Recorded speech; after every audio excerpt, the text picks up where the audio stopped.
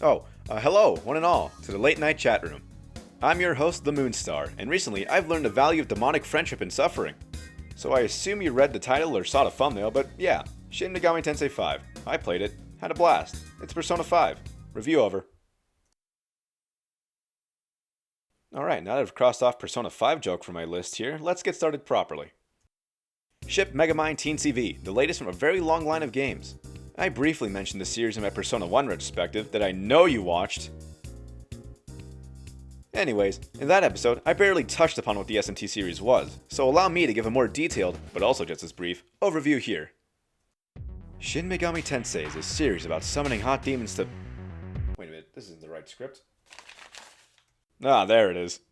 Spleen Megami and Tinfoil is a JRPG series all about summoning demons to fight alongside you in your quest to kill various gods from all sorts of mythologies, as well as choosing whether you want to be an angel or a devil.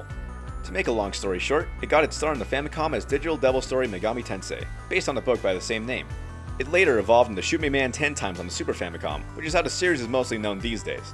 The mainline series, for a time, enjoyed living in Nintendo's apartment complex, but when they saw they couldn't front the bill for the whole 3D transition thing, the series decided to move into PlayStation's fancy penthouse, where many a spin-off enjoyed spending their lives.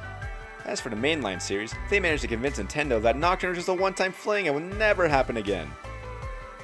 Oh, whoops. There have been tons of entries into this series on multiple consoles, from Devil Summoner to Digital Devil Saga to Tokyo Mirage. I'm not saying the full name of this game because I like thinking it doesn't exist. The point is, this franchise has had a lot of spin-offs, some more popular than others, while the mainline series mainly relaxed and usually took its sweet time to get ready for its next big outing. And after an 8-year-long wait since the 4th entry, that moment finally arrived in November 2021, with the 5th entry into the mainline series. And I sure didn't spend 60 plus hours of my life to not talk about my experience with Shrimp Methanol Tin Hat V, so on at the actual review now. So right out the gate, this game is a really strong start. It throws you into the thick of it almost instantly. Most RPGs usually take an hour or so before you can actually do anything, well, fun. I'm looking at you, Persona 4 and Skyrim. Once the game throws you into its wild world, it just sort of leaves you on your own, like a parent forgetting you at the grocery store. Unlike that, however, this immediate freedom feels amazing, and the game doesn't bombard you with excessive tutorials either.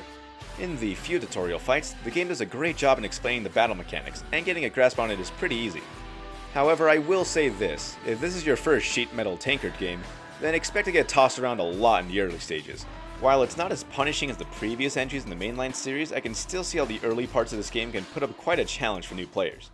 As for the deeper mechanics of the game, there's the Magatsuhi bar to keep track of in battles. Once this bad boy is filled up, it gives you access to special skills that range from automatic critical hits to making skills cost nothing to use. This bar alone expands what strategies you can employ and encourages the use of different demons that have a wider variety of Magatsuhi skills to use. All this serves to make combat feel more customized to your playstyle. The traditional negotiation system is here too, and it's mostly the same as with other titles in the series. You press the talk option and when you know it, you start talking to the demons. For the most part, you'll be doing this to recruit new demons to your team, but it's not as simple as it seems. One wrong answer and the demon will either get pissed, leave the fight, or just stop talking to you, making you waste a precious press turn. Now, I've always loved the idea of this system. It adds a lot of personality to the enemies and potential party members you can get, which makes them feel less like just some random creatures you're using to fight. And getting the hang of negotiation is something you'll want to do quickly if you're new to the series, as it's one of the core components of the game in general.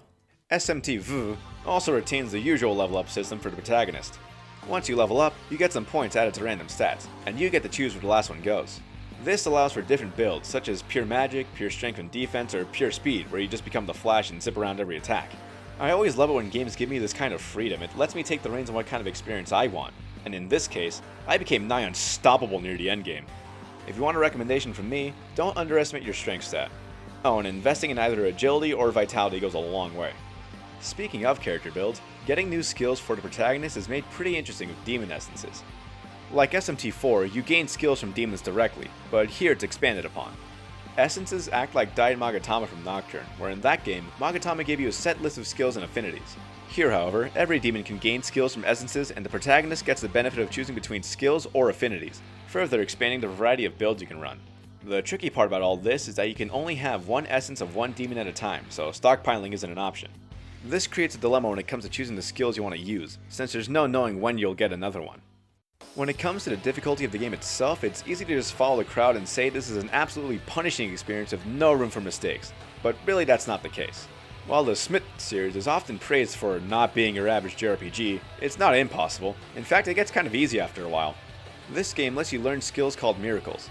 These are passive abilities that affect all sorts of things about the main game, such as combat, negotiation, skill affinities, and so on. Having access to these can really ease up the later parts of the game, but I imagine by that point you'll probably have a good chunk of miracles that already make the game a cakewalk. The only reason it can be hard is if you don't know what you're doing and don't pay attention to enemy affinities and such. A big part of what made this game easier for me was having prior knowledge on what weaknesses to exploit.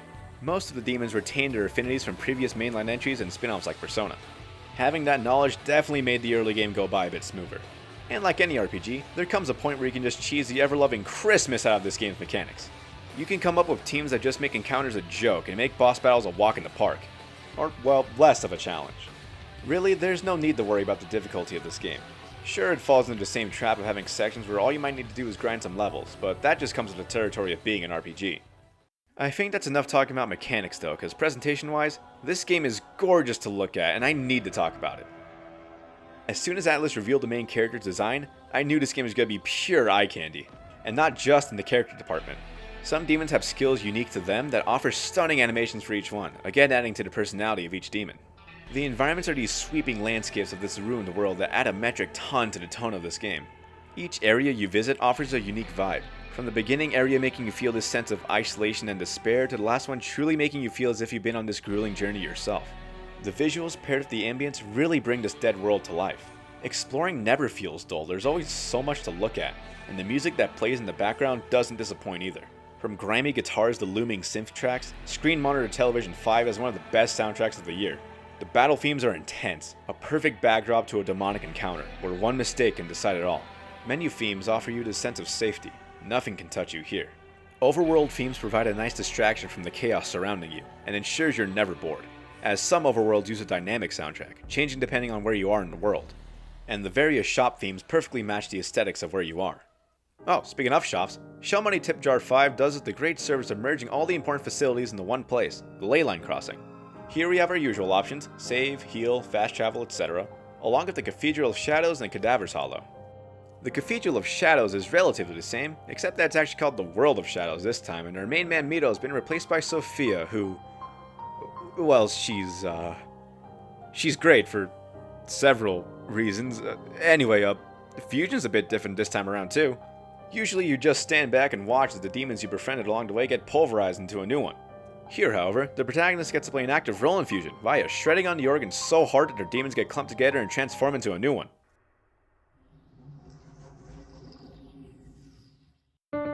The World of Shadows is mainly where you'll be fusing demons and learning new skills and miracles for your character. As for the Cadaver's Hollow, this acts as the one-stop shop in the entire game, selling everything from healing items to demon essences. The guy who runs this shop is Gustav, and he's a funny little fellow. It's too bad that Atlus only gave him one line for when you buy something, because it gets really old after a while. No hate to the voice actor though, he did a phenomenal job, I love this guy. Besides selling things to help you on your journey, Gustav also gives you the task of finding all the Mimon, these other little guys that work for him. Mimon are essentially like Korok seeds from Breath of the Wild. There's a ton of them, and finding certain amounts net you rewards from Gustav himself. This really encourages exploration, as they can be hiding just about anywhere or in plain sight. Thank God there's a way to just have them become visible on the map, otherwise I wouldn't have found them all. I think now's a good time to shift gears here and talk a bit about the story. No spoilers though, so don't worry. The story of Spoon Microwave 10 Seconds or 5 follows series tradition in being centered around your choices, and making you question your morals. There were a few times I regretted a choice I made, but I moved on rather quickly for one good reason, the replayability of this game. Usually with lengthy RPGs, it's a one and done sort of scenario, but here with Shipyard Mirror Tinka and Fiv, there's always a good incentive for you to play through it again. Maybe you didn't get the ending you wanted or want to try for another, and it's also pretty fun running a different build for your character each time. Other than that though, the story in this game sorta just happens sometimes. You'll get a good batch of dialogue and cutscenes, but once you're thrown back into an overworld or dungeon, the story just sorta stops until you reach a certain mission point. And when accounting for how much exploring and fighting you can potentially do, getting back to the main story can take a while. When it is there though, the story is engaging enough to keep you guessing as to what can happen next. Just don't go in expecting some groundbreaking deep story full of characters that move the story along. I feel that this game, the way it is now, is more about the experience of the gameplay rather than it having a super gripping story, but that's just me. Looking at the game as a whole, Shin's Megami Tensei 5 is a massively created game. The mechanics give players a chance to show off their own playstyle, whether that be through methodically using buffs and debuffs to maximize efficiency, or bulking up on one stat for one skill to just absolutely blast for the entire game. The visuals, sound design, and music add layers upon layers of personality and tone to the world you explore and the demons you encounter. However, while everything about the gameplay experience is nearly perfect, the story is kind of lacking. As I've said, the story has parts that are engaging and the characters are decently written for what they are, but they don't go much deeper than that. Some characters legit just don't do much throughout the course of the game until all of a sudden they're just needed. There is definitely a lot to be desired when it comes to the story, which is rough because there are some good moments here, and I know Atlus is more than capable of writing good stories. But what the game lacks in a strong narrative, it completely makes up for in gameplay. And I will say this, there was a moment in this game's story that had completely surprised me. Of course I won't say what it was, but it actually had me concerned about the choices I made, and I commend the writing team for that scene in particular. Overall, if you were forcing me at gunpoint to put this game on a rating scale, I'd say through a shaky voice and some tears that it ranks a good 8.5 out of 10. A solid gameplay experience, but with a story that probably needed a few more minutes in the oven. But if you're someone who isn't too concerned about story and just want a good time, then I highly recommend you give this game a try. Honestly, one of the best games of 2021. Alright, now that I've crossed off SMT5 review from my list here, I can finally talk about dating sim. Well, that's another episode over and done with. I did not expect this one to take this long to come out, and by the time it does, it might be Christmas Day, so Merry Christmas. And if it's past Christmas, well, I hope you had a happy holiday either way. Oh, and if you're here, thanks for watching the video all the way to the end. It means a lot. If you're looking for more of this, I do have two other videos in this series, the Persona Retrospective and the Fighting Game video. And if you're wondering about the Persona Retrospective series, don't worry, I do plan on continuing that. I plan on starting Persona 2 around January or something, you know. These games are very long and I have to play through them, so it'll be a little while before a second episode comes out for that. As for other videos, I do have the Delta Room playthrough you can watch, still the only playthrough on the channel, but I do plan on playing more games soon. Regardless of all that though, if you enjoyed your time here, go ahead and hit that like button, and if you want to continue my existence, subscribing isn't a bad idea, but I think I've talked your ear off long enough. I've been your host, the Moonstar, and I'll see you all in the next one.